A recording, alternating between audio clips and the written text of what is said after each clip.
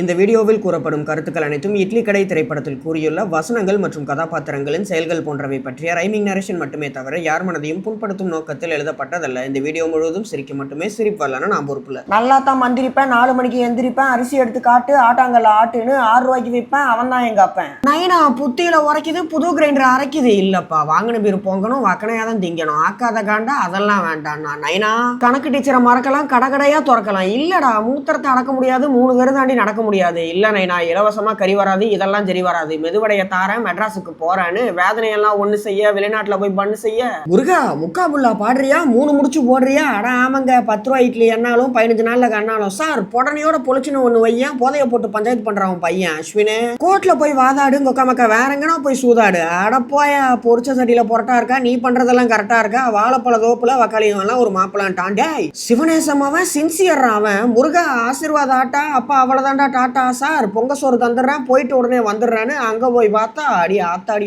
இழந்த வடைய பிக்கிறான், எல்லாத்தையும் இழந்துல நிக்கிறான். முருகா உள் ரூம்ல தூங்கிடுறேன், உன் கடையை நான் வாங்கிடுறேன், காணா பாட்டு பாடு, கையெழுத்து மட்டும் போடு. நான் மகனே இட்லி கடையை விற்ப, இங்க தான்டா திருவேன் கோப்பேன். ஏப்ரல் ஃபூல், கால் கடுக்க நிக்க மாட்டேன், கடையெல்லாம் விற்க மாட்டேன். சூப்பரு, 4 இடசல் தின்றுருக்க, நல்லதாயா பண்றேன். நைனா உத்தரவாதம் தரமாட்டான், ஊரை விட்டு வரமாட்டான். சாரி சார், அவிச்ச இட்லியை விற்பேன், அங்கதான் நான் நிற்பேன். இப்போ என் பேக்கு இட்லி குண்டாவை தூக்குன்னு 5 ரூபாய் ஈட்ட முல்ல, ஆட்டாங்கல்ல கூட ஆட்ட முல்ல. என்னடா இது மகனே, கத்திரிக்காய் கூட்டு கமான் வந்து ஆட்டுன்னு பேரிச்சம்னா பழங்க, பெருசு கண்ணு கலங்க. அடே ஈர துணியை கட்டின்னு வந்த, இதுக்கா என் தங்கச்சியை விட்டுன்னு வந்த, உள்ளங்கைய தொடப்பேன், கொப்பங்கடையை உடப்பேன். டே மவனே, காரி துப்புனாயாச்ச, கடமலை கைய வச்ச, ஆவி பறக்க இட்லி, ஆத்திரம் வந்தா நான் ஜட்லின்னு. என்னாடி முருகா, 8 இட்லி சுட்டிருக்க, என் பையனு கூட பார்க்காம தொட்டிருக்க. 7வது பாஸ் ஆயிடும், அவன் எந்திரிச்சானா இட்லி கடை க்ளோஸ் ஆயிரும். மண்டேக்கு பிஃபோர் ஞாயிறு, மறுவாதையா போயிரு. நான் இல்ல சார், 6 கிலோ இலக்கியம், அகிம்சை தான் நிலைக்கும்னு கையலோட சுத்த, கால்வழியில கத்த.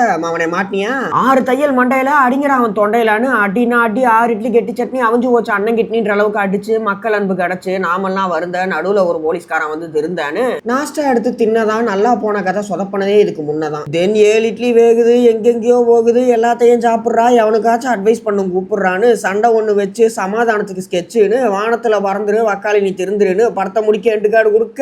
ஓவரால் செம்மையாச்சு first half. But second half இன்னும் கொஞ்சம் பெட்டராகவே இருந்திருக்கலாம் அப்படின்ற மாதிரி தான் வந்து தோணுச்சு. படத்தோட மியூசிக் எனக்கு ரொம்பவே பிடிச்சிருந்தது. தென் அது மட்டும் இல்லாமல் படத்தோட சினிமோட்டோகிராஃபி அண்ட் டெக்னிக்கல் ஆஸ்பெக்ட்ஸ்ல ரொம்பவே சூப்பராக இருந்தது படம்.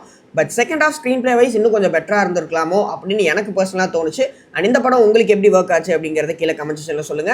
அண்ட் இந்த வீடியோ உங்களுக்கு பிடிச்சிருந்தது அப்படின்னா லைக் பண்ணுங்க, ஷேர் பண்ணுங்க, சப்ஸ்கிரைப் பண்ணுங்க. அண்ட் மறக்காம பக்கத்தில் இருக்க அந்த பெல் பட்டனை கிளிக் பண்ணிக்கோங்க. நன்றி, வணக்கம்.